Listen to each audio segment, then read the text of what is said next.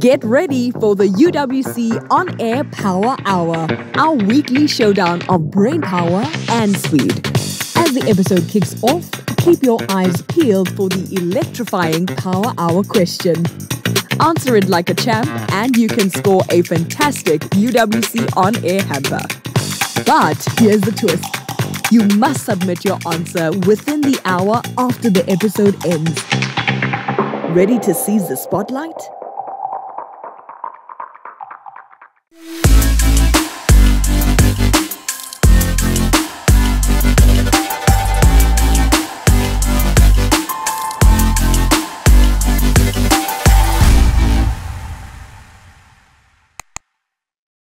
Buckle up, folks, because in this episode of UWC On Air, we're embarking on an environmental expedition.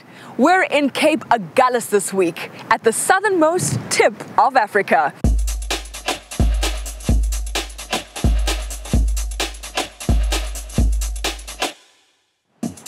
Officially, Cape Agulhas is the place where the Indian and Atlantic Oceans meet at the southernmost tip of Africa. This place is surrounded by an abundance of plant and marine life prospering in the natural light. The Cape Lighthouse is the third lighthouse to be built in South Africa. Beyond this, more than 150 shipwrecks surround its coastlines. These can be predominantly found in the Agulhas region. Here's what's coming up in this episode. We head to the rocky shores of the Struisbaai-Agulhas area, which are so unique. Some marine species occurring here cannot be found anywhere else in the world.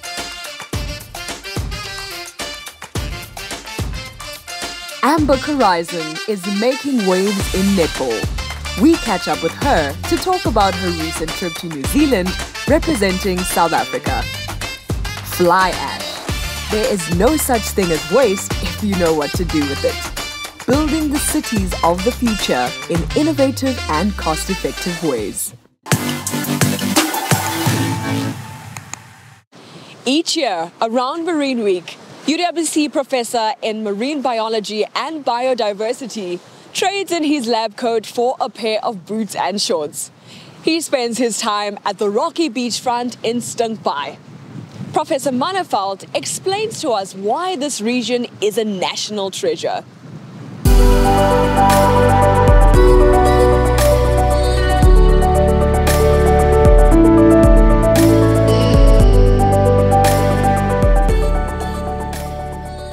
In 2019, we started sampling in the Agulhas and the Struisbaai region. That then required of me to make contact with the local authorities. So your permits, of course, give you permission to collect, but you still have to communicate with the local conservation authorities. We were then required to inform the local conservation authorities, which was SANParks, which is SANParks still. And so even though SANParks is not a marine reserve, they're a terrestrial reserve, they were still the local conservation authorities for the area. And that then connected me with people that worked in the SANParks office. And so every time we came out, there would be the occasional public lecture, as I would call it. And those public lectures started expanding to SANParks, opening up the lectures to more than just the rangers. Community people were allowed to start attending these lectures. The local heritage society started attending. And so in May of every year, I would do a similar kind of public lecture. And then it morphed to giving a lecture formally with the Heritage Society's annual activities around the National Marine Week. How do we create heritage assets that we could protect and preserve beyond just the terrestrial environment? So that was the focus. The kids started attending, then we started realizing, well, you know, the kids are the future of any kind of conservation effort. There's this very strong concept that, you know, you can't expect anyone to appreciate something unless they know what it is they're appreciating. And unless they are told about something, they're not going to know that something deserves conservation effort. And so that's the motto behind this. We started discovering interesting and new things from a marine perspective. And of course we work on calcified seaweed, so that's the new things we were finding. and of course having to try and demonstrate how important it is for this area to be recognized based on the fact that there were these new things that were very much restricted to this part of the shoreline. We try and highlight some of these new finds, and they all relate to calcified seaweeds. I'm not going to go into the names, one of which incidentally the common name is the Agulhas coralline because it was discovered here, but from a scientific perspective it is very unique. And because it is, these species have such a restricted range along this particular stretch.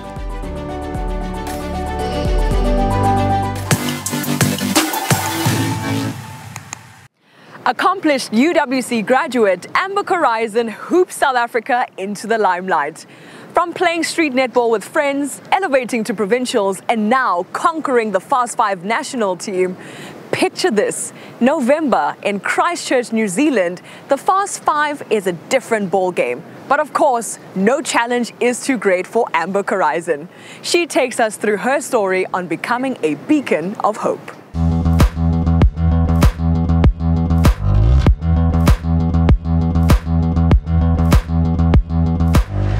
I grew up in small town Vredenburg.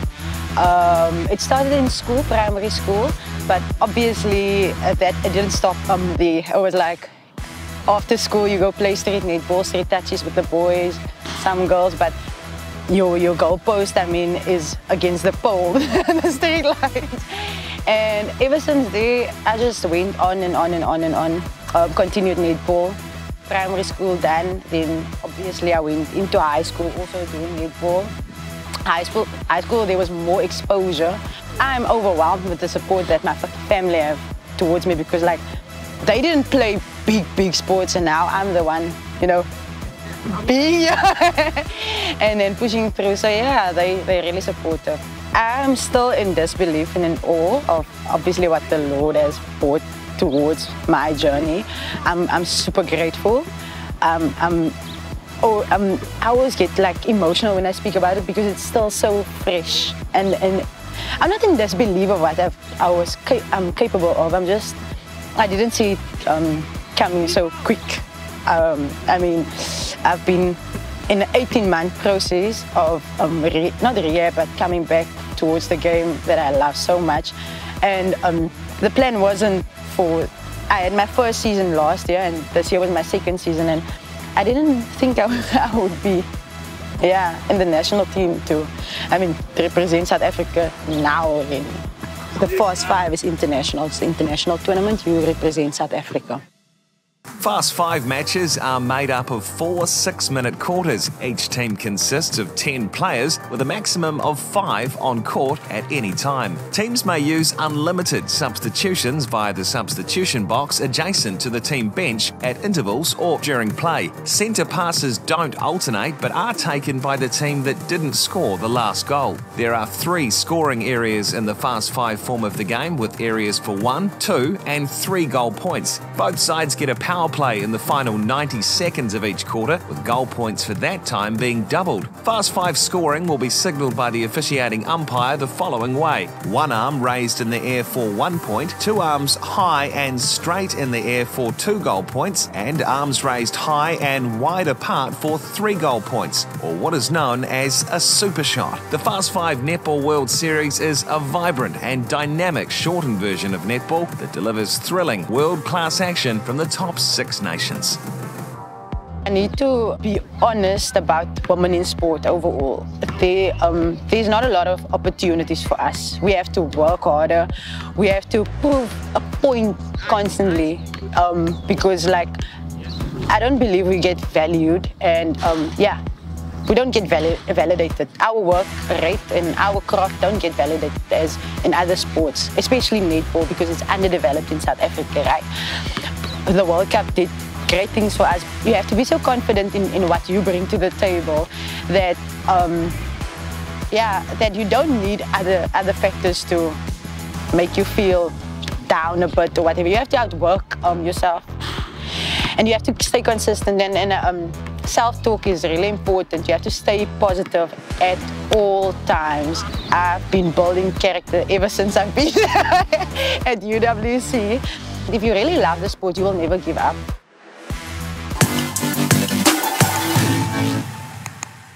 After the break, we get to see if UWC students really know their campus food.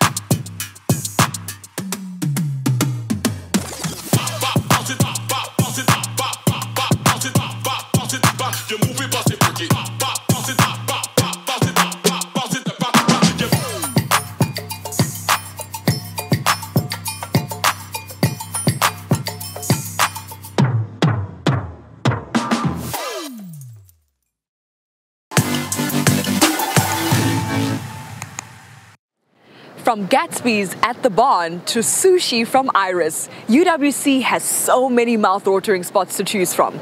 So we decided to put our students to the test to see if they really know their campus cuisine and the UWC On-Air Food Challenge. This is the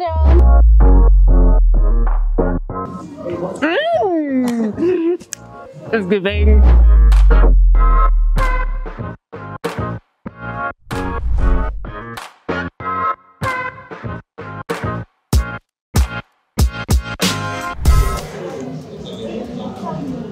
What is this? It's like a strong coffee.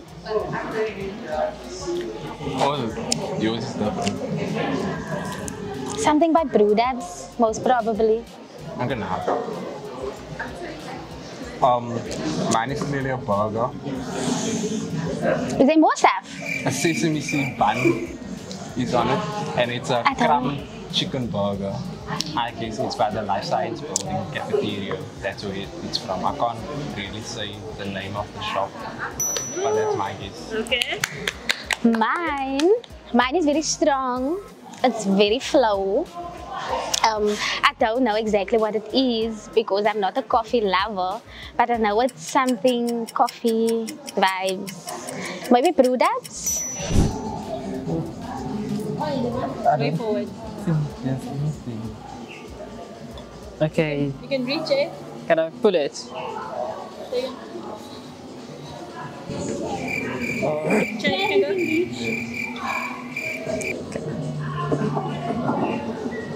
Okay, fries. Yes! No! It's like a Gatsby. That's a Gatsby from the Barn, is it not? Fries! From where? Oh, I don't know. The Barn? I don't know, guys. But I'm not sure what flavor this is. Oh, this is a sandwich. Okay, this is definitely wings and fries, but I don't know the Barn. I feel like this is a sandwich from UWC. What type of sandwich?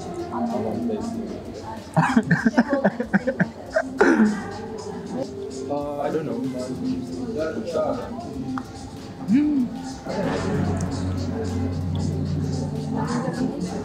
Still nothing on the Gatsby? Is this a chicken stripper?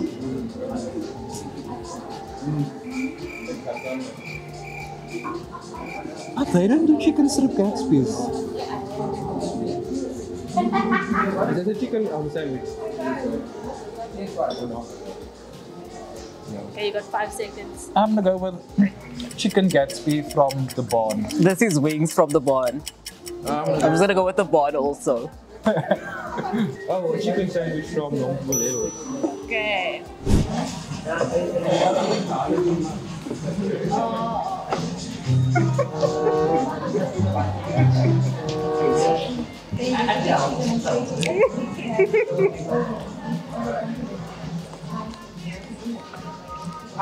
First things first, this is through a can. This is There's like bubbles inside.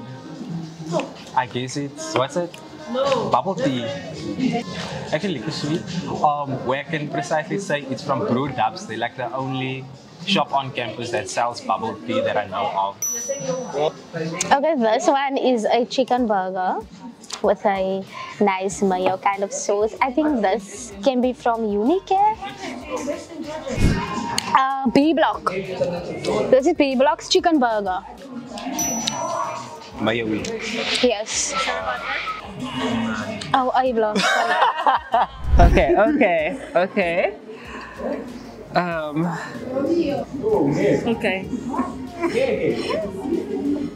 It's giving sandwich. I love it.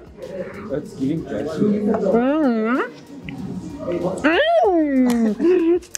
It's giving cheese, mushroom. Is it mpumbelelos? No?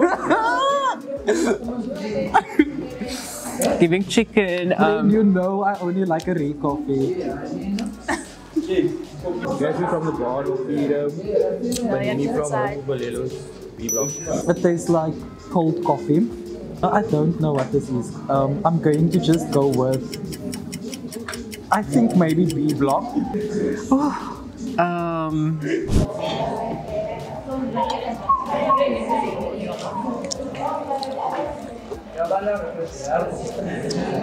Chicken wing. Okay, sandwich, a chicken sandwich with cheese on. Blue dubs. Move on. This one is Pumalelo chicken wings. Vida. Oh, this is chips. Chips. The pawn chips though. Blue dubs. After the break, who knew that coal ash could make you cash?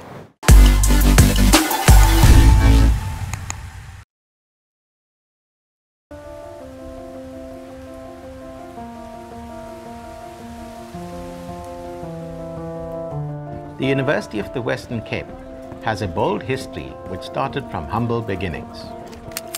What was once described as a bush university has grown into a forest of knowledge at the forefront of learning, teaching, research and innovation. You, our alumni, have seen the growth of the university from its old prefab buildings to its recent state-of-the-art science buildings and the new Faculty of Education. Growth and constant improvement does not stop here. We need to keep growing to meet the needs of the future. We have a goal to grow the university infrastructure for the future to ensure UWC students are empowered with knowledge and skills for careers that don't exist today. We have a vision that UWC will be the home of new African knowledge. This vision requires resources. Those who have passed through these halls and walked these paths, we ask you to join us to leave a legacy for the future. All we ask for is a small monthly donation to help us achieve our vision and grow the rich history of UWC. In 2060, UWC will celebrate its 100th anniversary. Let us leave something today to sustain the growth and existence of UWC. Alumni, students, staff, and anyone who can contribute, let's make a small contribution today and grow the University of the Western Cape one brick at a time.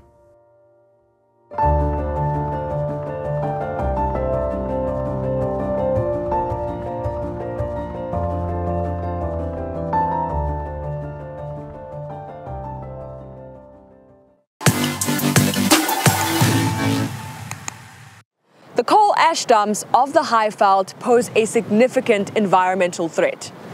However, Professor Leslie Pietrik is working on groundbreaking research to change that to this.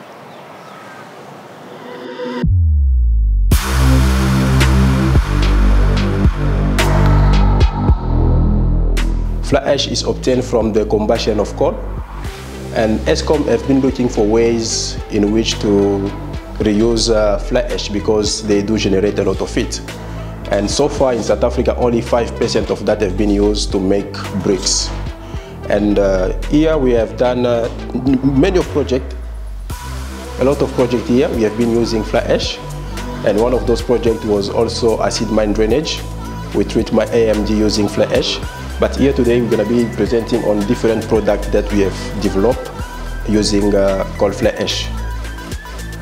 We have developed products such as roof tile, This one it was in collaboration with Igor Rooftide. The other one, we have tried to develop foam geopolymer. We have tried to develop paving bricks. We have tried of different type. We use resin 8, which is plastic waste. We know already how plastic has been a problem here. We have also used biomass. Most of the materials that we use in our building are actually mined. If you look at the pavers down here, you'll see that they've got aggregate in it and concrete, and all of those require mining, and that is damaging the environment.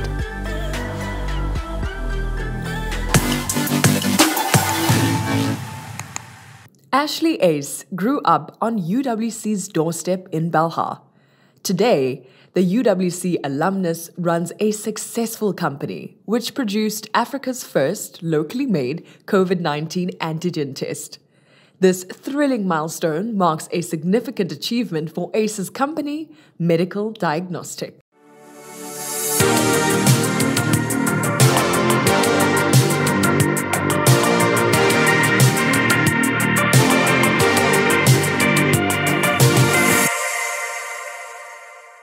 Ashley Ace is a guy from the Cape Flats, grew up in Displayvis. I graduated with a BSc Honours degree in biotechnology, and I received a scholarship, the NRF Scale Skills Scholarship for my master's degrees. And I decided to decline it because I was afraid of being overqualified, like they say, for the industrial space in South Africa at that point in time because of salary brackets. I then worked at UCT and phylogenetics. But I wasn't happy because I was doing research for papers, for publication purposes. And I decided the only way I'm going to get into industry is to look for an internship. And fortunately, the way the universe works, there was one that was just piloted. It was called the Acorn Technologies Outfire Internship. They recruited 13 scientists from various universities. I was fortunate to be one of the 13. Out of the 13, I was the only one mad enough to start a company. I'm happy for my madness today. Because taking that risk came from a place of frustration, came from a place of anger, because of the difficult upbringing that we all face. Being the eldest of 6 children gave me drive to be able to say, I'm going to do my best and let's see where this goes. Exactly 13 years later, we now have what we're seeing here now. From the lateral flow test, we go into new technologies. We filed 3 PCT patents. Of course, with a patent, it must be unique and first to world if you want to really make impact. I saw that collaborations were very important. Collaborate with universities to look at technology transfers, to mine talent from local universities. And South Africa has an amazing group of scientists across the field. I mean, in COVID times, we identified variants, and then we were blamed for those variants, which actually originated from Holland. So that gave me also a bit of sense of, I need to be more entrepreneurial in my approach with my science. I need to delegate more. And delegation starts with building corporate culture and human capital.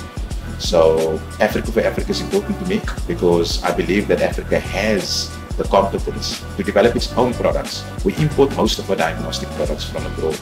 There's not an African manufacturer at the moment to supplying the global fund or any donor-funded programs via PEPFAR, USAID. And because of our innovations and bringing the COVID test to market, we are being approached by these organizations to be an African manufacturer for Africa. So we're getting good support. We are expanding. We've got factories next door. We want to create employment. We want to make sure that more scientists can get work, but also the unskilled laborers from the surrounding areas. Innovation is not about reinventing the wheel. It's adding to that wheel. You know, combining technologies, biochemistry with software, and being a visionary.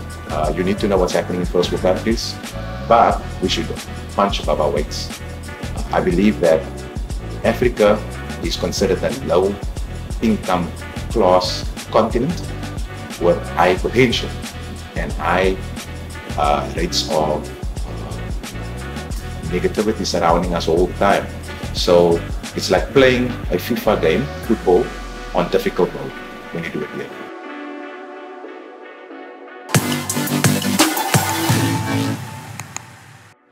And that's all we have time for in this episode of UWC On Air.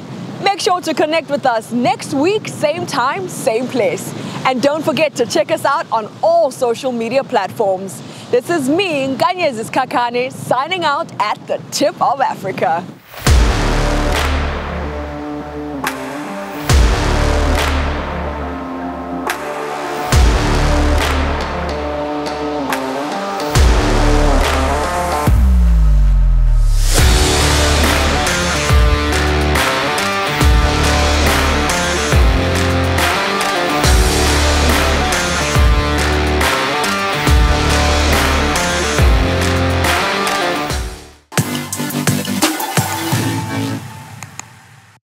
Did you spot our Power Hour question during the episode?